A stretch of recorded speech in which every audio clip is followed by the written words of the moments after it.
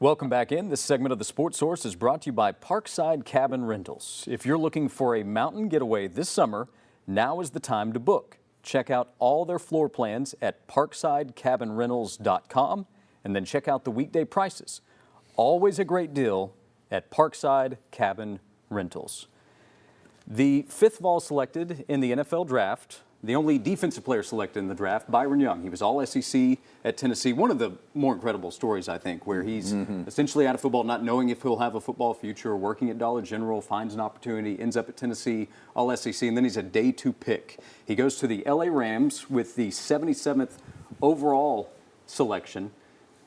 Will, defensive guy, what'd you think of what you saw from Byron Young, how he developed at Tennessee?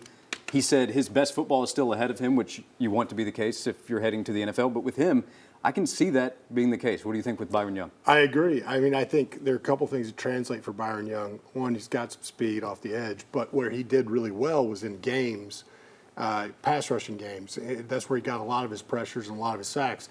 If you look at the NFL, that's a big part of how they get to the quarterback. And so being able to run those efficiently with a guy next to you is what's going to take. He's also going to be standing up a little bit more. I thought he was a better stand-up kind of rusher. I thought he was a better stand-up player that could be in space better. His dropbacks, when he got a chance to do that, I thought he was really good. So I always thought he was more of maybe even a left, not the right side 3-4 linebacker who's more of the rush, but maybe that left guy that's more in the pass coverage, but then rushes occasionally as well. I think he can do fairly well. And he's going to a pretty good team, and you got one of the best players in the history of the NFL right there that you can also be rushing. And so if I had Aaron Donald and him, I would just be like, how do I play off of Aaron Donald in this play and learn off of him and where he goes, because that will contribute a lot of stats for you if you do that well. Yeah, I agree. His best football is ahead of him, and he just can concentrate on being a pro. And I think he does enjoy it and put in the work because he's still fairly new to it on a higher level. I wonder when he's playing that left spot you talked about, teams running at him with size in the NFL and how he's going to be able to hold up because of the way. I'll tell you what my coach said. He said, I looked at an offensive line for Dallas, can't remember his name, but he said, if that guy touches you, you're dumb. If you go and try to take him on, you're dumb. Right. So the first thing you're going to learn in the NFL, when you're that small guy, they're going to say, you better beat him or figure out a way he doesn't touch you. You got to get it. You're not playing at point of contact in that position. Right. You're getting off and getting around and getting upfield. Somebody else has got to figure that out. Aaron Donald, that's the guy that's supposed to stop him if he comes up the middle on me. Yeah, I do think he was probably one of the reasons why he didn't go as high as some people had mocked him, second round for some, is because he admitted to me when I asked him at Pro Day is that he's getting more interest from 3-4 teams, like more teams. Absolutely. Yeah, looked at him that way. So that limits you on where some spots you can go.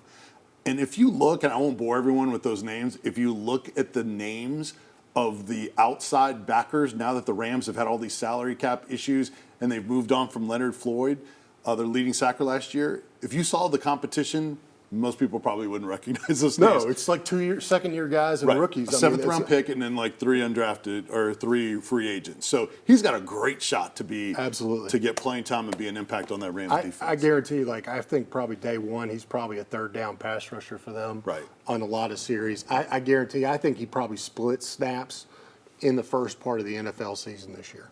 Yeah. Other guys with NFL opportunities, Bob, 4 guys that we know of at this point from Tennessee that have signed free agent deals, or will. Jerome Carvin, offensive lineman to Kansas City, where Trey Smith is. Another player we'll mention here in a moment. Princeton Fant to Dallas. Jeremy Banks, linebacker to Tampa Bay. And then Paxton Brooks, punter who was invited to the Combine with Indianapolis. Bob, anything stand out with those 4 guys, their opportunities as free agent signees? Yeah, I like Princeton Fant a whole lot. I think he's a real versatile guy. And so I think Dallas getting Princeton Fant as an undrafted free agent, that could end up being one of those success stories that you read about in a couple of years. Nobody else wanted him, and here came Dallas. And I'm always intrigued by Jeremy Banks. I mean, Jeremy Banks has the skill set to be an NFL linebacker. Does he have everything else it takes to be an NFL linebacker? I mean, you could see him on special teams. You can see him being part of your base defense. He was invited to the combine for a reason, but he was also undrafted for a reason. And I just think that guy is going to be very, very intriguing as to what he allows himself to accomplish, because I think he ended up leaving a lot of stuff on the table here at Tennessee. I think there's a good chance he could have been back at Tennessee next year and improving himself if it wasn't for some of the issues he's had. Yeah, I mean, the jury's going to be out on him. I think, the other problem is if you do make the team and you start getting money and fame and all that other stuff, is that you have to deal with that. And he's had some issues in the past off the field. When you get that, it usually makes those issues worse if you haven't learned to control yourself. Money and fame, yeah, it like usually fertilizer. it usually grows. So I think that's where he's going to be his biggest struggle. I think his other big struggle, if you get in a fight with a certain guy in the NFL in a practice, they're going to say, you're an undrafted free agent, that's our guy, you're out. Yeah. And they'll just get rid of you. If you're too big a headache early on in your career, you better be Randy Moss, and you better not be the guy that's just trying to make the team, because if you are, they'll just get rid of you. They don't have time for bad people if you can't, if you're not an all-star player. So they'll move on very quickly, and that will be the end of your NFL career, because other teams will know that's the reason, and they don't give a lot more shots on those guys as well. Fant's in a good spot. Fant just has to say, how can I be the greatest special teams player this year? And he will do well. And that's really where he should focus his energy. Yeah, Banks, you just hope there's structure there for Tampa, my Bucks. And maybe if they really like him and thought he should have been a higher draft pick, maybe they invest someone to kind of help him through that and give him some support as he goes along. We'll see. But I think Princeton Fant's in a great spot. They have Ferguson at tight end and Hendershot, two Big Ten guys, and they drafted Schoonmaker early in the draft as well from Michigan. So you have three Big Ten tight ends, but that's it. So I think he's got a great shot of being on that team. Mike McCarthy's an offensive coach, and maybe at least on the practice squad, unless he can be an early contributor on special teams. He's got position versatility too. They don't necessarily use the fullback there, but man. But if you have a guy and you've seen tape, sometimes you put a few plays in to see what he can do. Yeah. I guarantee they'll probably try to do it in preseason. Yeah. And if he does that well, The more you can do as an undrafted guy, if he more does opportunity that you'll well have. and he plays special teams pretty good, they'll be like, he's on our team. Quickly, I know that there were some fans watching where these guys might land. Former Vols who went to other programs, kind of a high-profile way a couple of years ago. Offensive lineman Wanya Morris went to Oklahoma. He was drafted in the third round by Kansas City, so he is reunited with Trey Smith and Jerome Carvin, who we mentioned signed with KC. Linebacker Henry Toto botched that in the fifth round to Houston, and then running back Eric Gray in the fifth round to the New York Giants. So he's reunited with Jalen Hyatt. Anything stand out there? Morris is who I referenced earlier. He was in the same class as Darnell Wright, both very highly touted coming in together.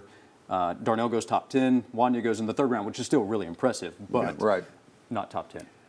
Of the guys that were at Tennessee, went someplace else, I like Eric Gray's chances of having a good NFL career. I mean, he's a real quick, twitchy guy. If you can find ways to get those guys the ball, they can play a long time until they're not quick and twitchy anymore. That's right. It is a short life at that position in the NFL. So we'll see. Wanya Morris with former teammates, and then Henry Toto, better job that time, went to Alabama, fifth round to the Houston Texans. Drafted by a former Bama player as his head coach. And D'Amico Ryans. Yeah. We'll get back to the Tennessee players who were drafted. When we come back, 5 Vols drafted. We've gone over where they are going in the NFL. Who will be the toughest to replace at Tennessee? Come on back here on the Sports Source.